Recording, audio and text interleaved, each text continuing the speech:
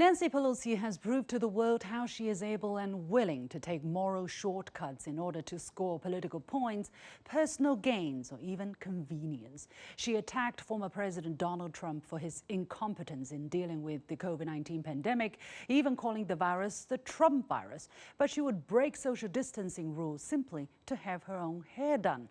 But these are nothing compared to other gains she could pocket by gaming the system.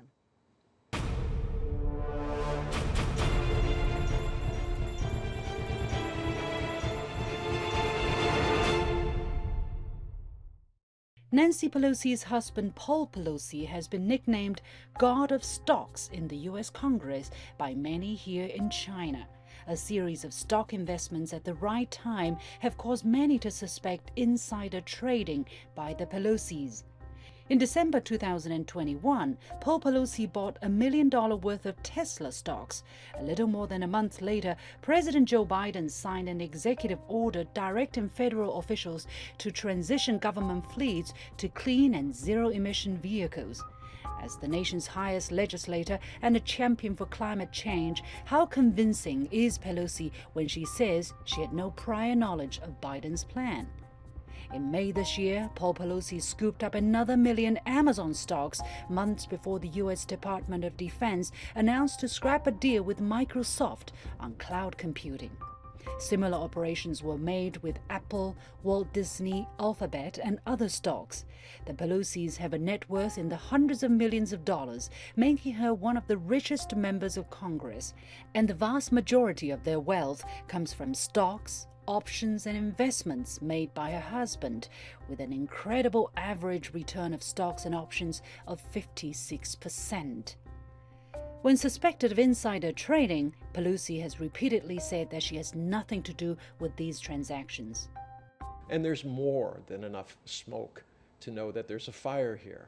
You cannot be that lucky consecutively, and especially given the position of your wife, whether he heard it from her or heard it from people around her. It doesn't matter. She is compromised.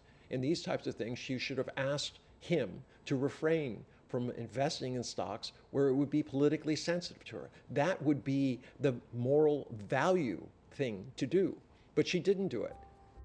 In June this year, her husband bought shares of the chip maker NVIDIA, but sold them right before the U.S. passed the so-called Chip Plus bill to boost the U.S. semiconductor industry.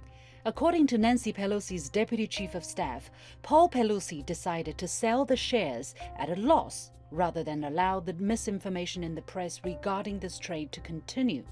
This self-inflicted loss failed to appease the critics who called this a show. Before making her infamous trip to Taiwan, she was asked about whether she was abusing power for financial gains. She again flatly denied before hurrying from the podium. This is obviously not a favorite topic.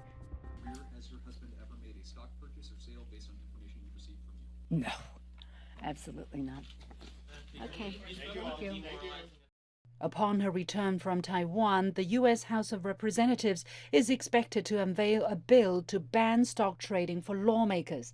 When asked whether she would support a ban on stock trading, she refused. "We are a free market economy," she said. "They should be able to participate in that."